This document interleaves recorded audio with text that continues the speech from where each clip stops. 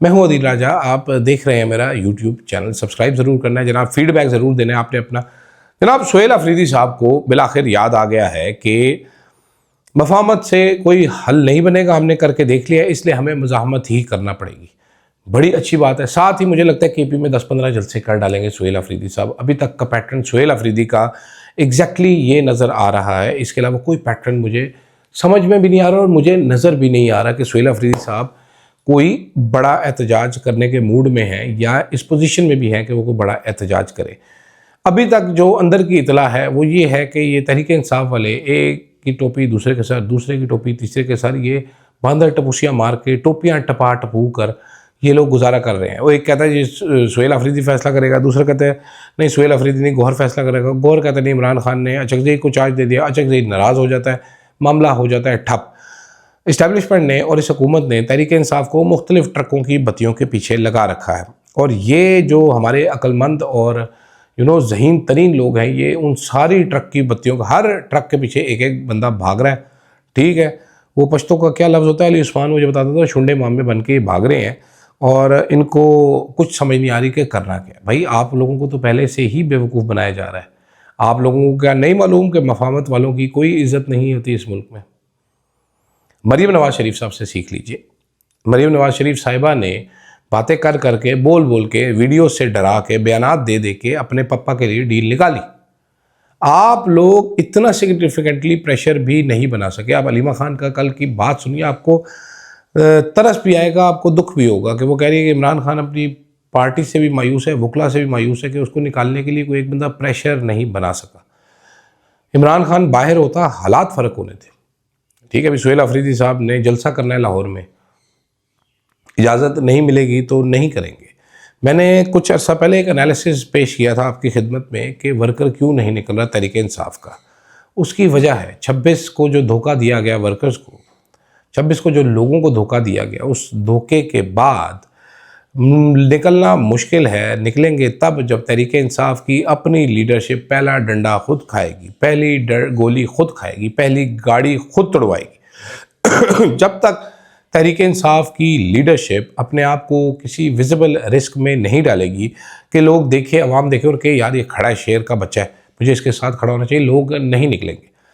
मेरा ख्याल है तहरीक इंसाफ के मतलब सुहेल अफरीदी साहब के लेफ्ट और राइट जो दो दोस्त हैं उनके बेहतरीन, दोनों ने दाढ़ियाँ भी रखी हुई हैं, गोरे चिट्टे भी हैं, दोनों स्मार्ट लड़के हैं, ISF के भी हैं, उनको पूछ लीजिए कि भाई अब क्या बातें करके आते हैं। आप तो खुद भी मुलाकातें कर रहे हैं, आपने अभी तक क्या हासिल किया, आपने दिया ही दिया है।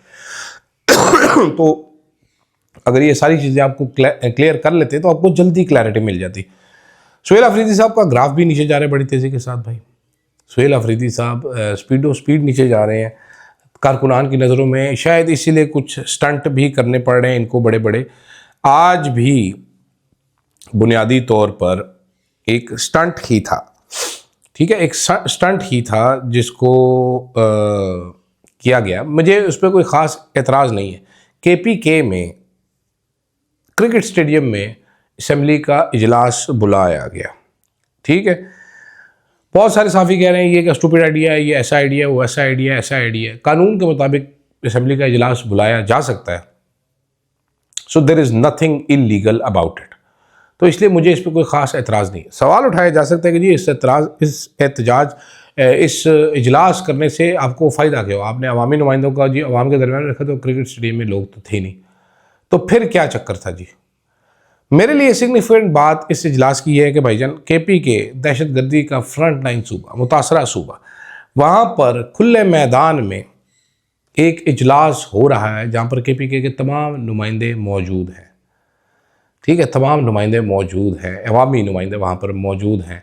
इस्लामाबाद KPK से पेशावर जहाँ पर इजलास हुआ 2 घंटे के रास्ते पर है।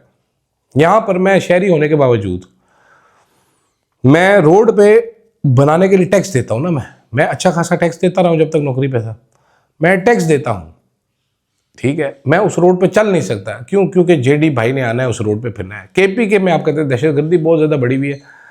KPK में अगले बंदे क्रिकेट ग्राउंड में वो मैदान से जाके बैठे हैं, कोई दहशतगर्दी नहीं, कोई ख़तरा नहीं। वैसे आपने नोट किया जब से ये शुरू हुआ मसला, तो दहशतगर्दी कितनी कम हो चुकी है अचानक से ही पाकिस्तान में, ठीक है।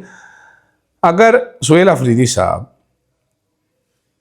आज होते इस्लामाबाद आते और वो कहते जी मैंने लियाकत बाग के बाहर जलसा करना है, तो यकीन मानिए कि इतना बड़ा सिक्योरिटी इशू बन जाता, डीसी लेटर लिखता, एक वो ज़िले इंटेलिजेंस कमेटी की मीटिंग हो जाती, उनका फिर एक रिकमेंडेशन डीसी साहब को चला जाता है। डीसी साहब बताते कि जी जो इंटेलिजेंस कमेटी है इसने लिख के भेजा है हमें कि नहीं कर सकते, बड़ा ख़तरा है दहशतगर्दी का, 4,75,000 दहशतगर्द लाल रंग के कच्छे पहन के इधर फिर रहे हैं, हमें नहीं पता क्योंकि हम उनके कच्छे नहीं देख सक रहे, वो कलर ब्लाइंड है और कच्छे के ऊपर उन्होंने शलवार भी पहन रखी है तो इसलिए हम उनको पहचान नहीं सकते, लेकिन हमें एग्जैक्ट नंबर पता है 4,75,000 दहशतगर्द है और वो सारे का सारा तहरीक इंसाफ को टारगेट करना चाहता है। ये ड्रामा किया जाता है यहाँ पर, ये सिलेक्टिव सिक्योरिटी बनी हुई है हमने, सिलेक्टिव सिक्योरिटी, और आज नज़र भी आ गया।